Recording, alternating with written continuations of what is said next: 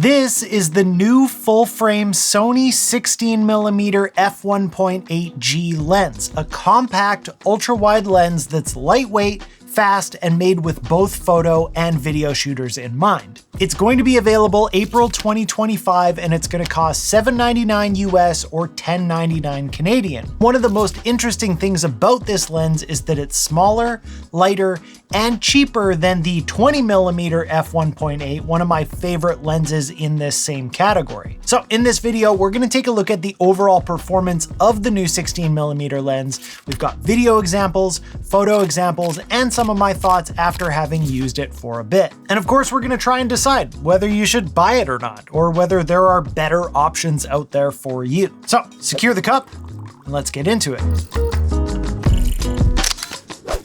Okay, first things first, I want to give you an idea of the quality that this lens is capable of in an everyday kind of situation. So I created a quick 2-minute video example to let you see the footage and decide for yourself whether you like how it looks. There are also chapter markers down below if you want to skip to another section of the video. All right, enjoy this short segment and we'll talk more about the lens afterwards. The following segment was filmed entirely on the Sony Alpha 1 Mark II and the 16mm F1.8 G lens. There's a certain kind of day where most people look outside and think, nope. A day where the wind howls, the sky turns moody, and the air just feels unfriendly. But for some reason, I looked outside today and thought, yeah, this seems like a great idea.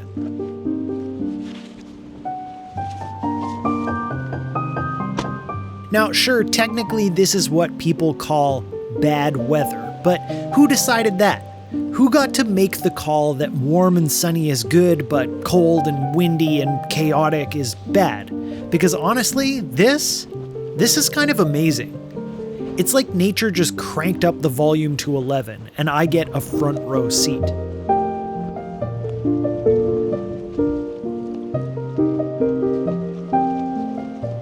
I've been trying to remind myself that not everything that's uncomfortable is something to avoid.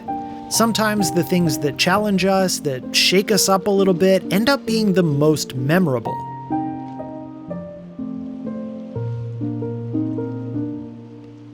We spend so much time chasing ease, chasing comfort, but what if there's something to be found in the struggle of discomfort?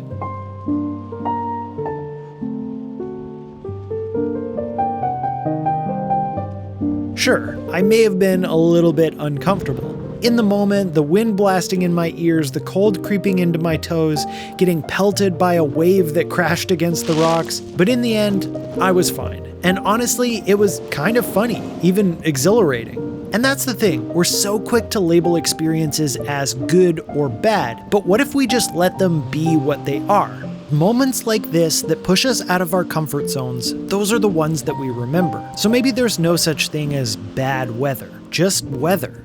And maybe those wild days make for the most memorable adventures.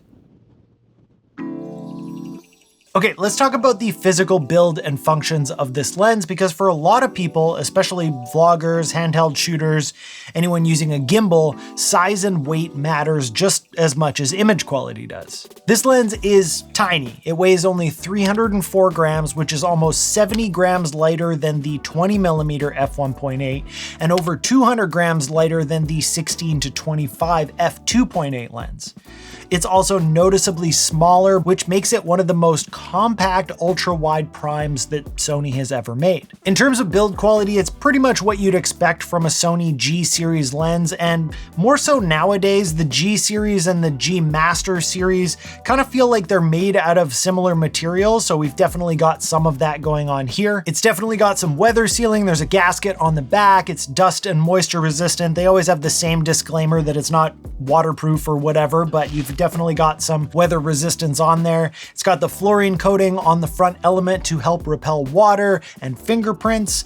Controls wise, we've got kind of all the usual suspects. So there's a customizable focus hold button that you can program to different functions in your camera. We've got a physical autofocus manual focus switch that you can quickly toggle between. We've got the aperture ring that can be either clickable or you can put it in declick mode so that it's smooth, and then you can also lock that using the iris lock. We've got a 67mm filter thread, which is great because it's the same size as a lot of Sony's other small primes. So if you already have ND filters or polarizers or whatever, you can use those on here too. In my opinion, it feels great to use. If you're familiar with other Sony lenses, this is going to be no surprise to you. Everything works the way that it should, and it feels like it's built really well. But how about the image quality? The raw output of this lens definitely has some significant distortion and vignetting on it, which is not uncommon for an ultra-wide lens. However, Sony fixes distortion and vignetting automatically in camera, so if you're shooting JPEGs or any kind of internal video,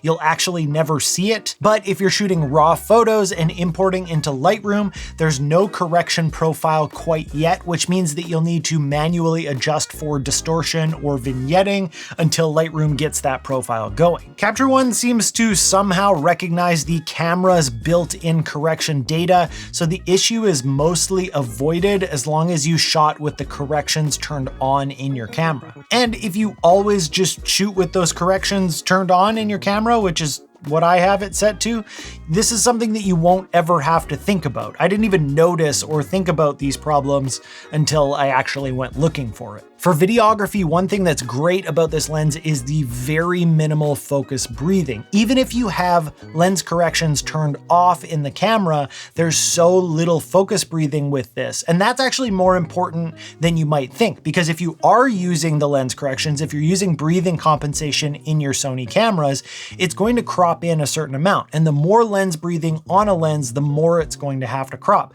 So even when you have that turned on, you're still getting most of that nice ultra wide field of view. The center sharpness on this lens is fantastic. Even wide open at f1.8, it's crisp, detailed, and holds up really well. And as we push out towards the edges, it still holds up. I did notice that way out in the extreme corners, there may have been a little bit of softness, especially when shooting to closer subjects like the wall that I was doing my tests on. My guess is that this is likely due to the distortion and correction stretching out those corners in a funny way. However, in more practical use, when you're doing like a landscape or something like that, when I'm not taking a photo of a wall and zooming into 200%, I found that the entire frame was plenty sharp for me. Even though this is a 16mm ultra wide lens, the f1.8 aperture gives you some really nice subject separation, and the bokeh looks pretty smooth and natural without any kind of distracting elements to it. It's not a crazy background blur machine like a 50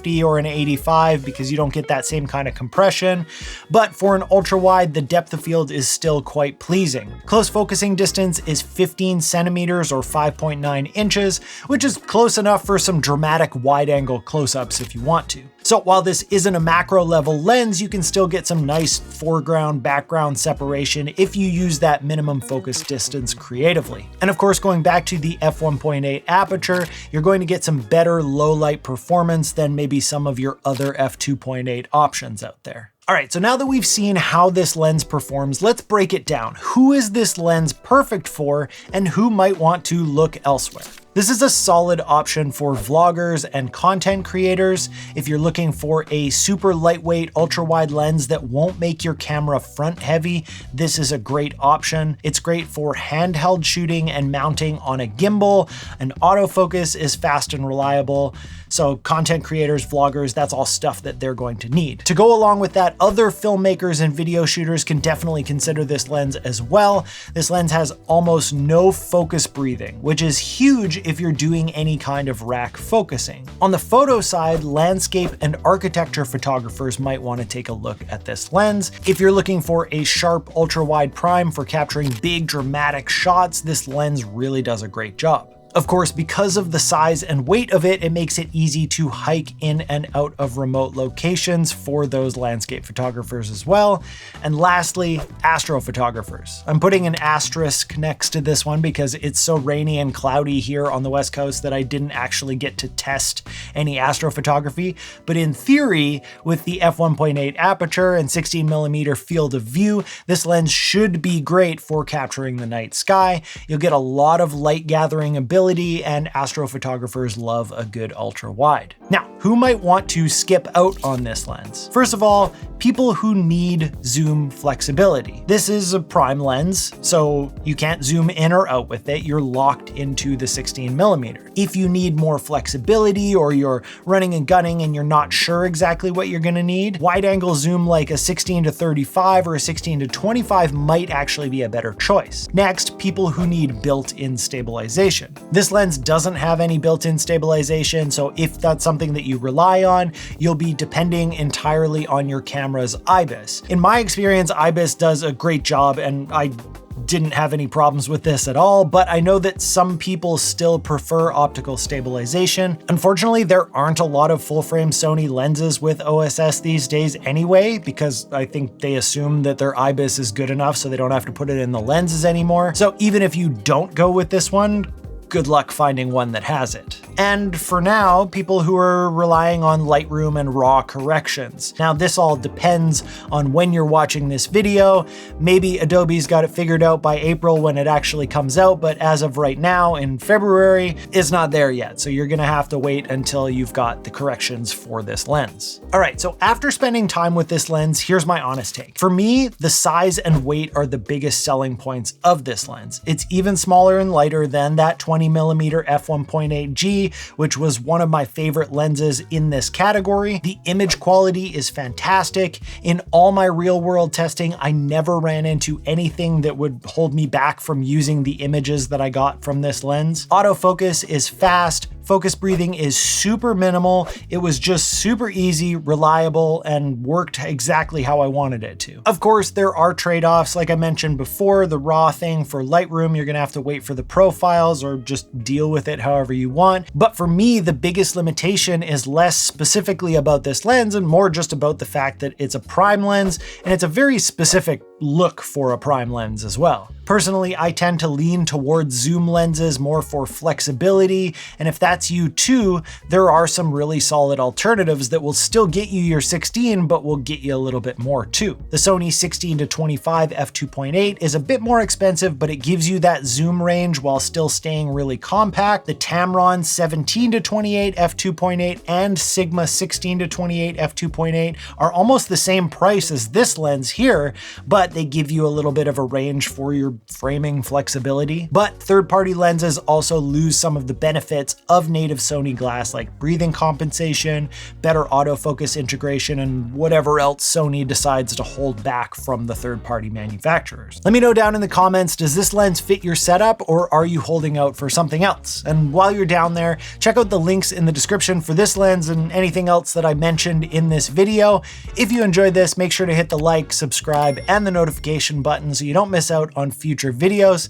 Thank you so much for watching, and I'll see you next time.